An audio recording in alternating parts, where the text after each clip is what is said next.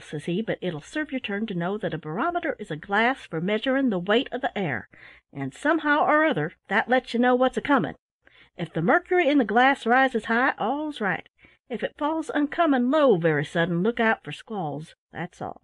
No matter how smooth the sea may be, or how sweetly all nature may smile, don't you believe it. Taking every inch of canvas at once." That was a queer explanation, Tom. "Ay, but it was a true one, as you shall see before long." As I looked out upon the calm sea, which lay like a sheet of glass without a ripple on its surface, I could scarcely believe what he had said, but before many minutes had passed I was convinced of my error. While I was standing talking to my messmate, the captain rushed on deck and shouted, "All hands tumble up! Shorten sail! Take in every rag! Look alive, boys! Look alive!" I was quite stunned for a moment by this, and by the sudden tumult that followed. The men, who seemed never to take thought about anything, and who had but one duty, namely, to obey orders, ran upon deck and leaped up the rigging like cats. The sheets of nearly all the principal sails were clewed up, and ere long the canvas was made fast to the yards. A few of the smaller sails only were left exposed, and even these were close reefed. Before long a loud roar was heard, and in another minute the storm burst upon us with terrific violence. The ship at first lay over so much that the masts were almost in the water, and it was as impossible for any one to walk the deck as to walk along the side of a wall.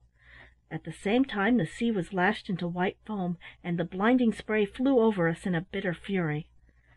"Take in the topsails!" roared the captain, but his voice was drowned in the shriek of the gale. The men were saved the risk of going out on the yards, however, for in a few moments more all the sails except the storm trysail were burst and blown to ribbons. We now tried to put the ship's head to the wind and lay to, by which landsmen will understand that we tried to face the storm and remain stationary. But the gale was so fierce that this was impossible. The last rag of sail was blown away, and then there was nothing left for us but to show our stern to the gale and scud under bare poles. The great danger now was that we might be pooped, which means that a huge wave might curl over our stern, fall with terrible fury on our deck, and sink us. Many and many a good ship has gone down in this way, but we were mercifully spared. As our safety depended very much on good steering, the captain himself took the wheel, and managed the ship so well that we weathered the gale without damage, farther than the loss of a few sails and light spars. For 2 days the storm howled furiously. The sky and sea were like ink, with sheets of rain and foam driving through the air, and raging billows tossing our ship about like a cork. During all this time my shipmates were quiet and grave, but active and full of energy, so that every order was at once obeyed without noise or confusion. Every man watched the slightest motion of the captain. We all felt that everything depended on him. As for me, I gave up all hope of being saved. It seemed impossible to me that anything that man could build could withstand so terrible a storm. I do not pretend to say that I was not afraid. The near prospect of a violent death caused my heart to sink more than once, but my feelings did not unman me.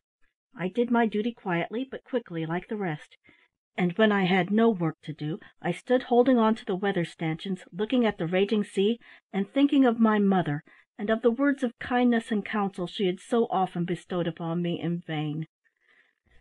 The storm ceased almost as quickly as it began, and although the sea did not all at once stop the heavings of its angry bosom, the wind fell entirely in the course of a few hours, the dark clouds broke up into great masses that were piled up high into the sky, and out of the midst of these the glorious sun shone in bright rays down on the ocean, like comfort from heaven, gladdening our hearts as we busily repaired the damage that we had suffered from the storm.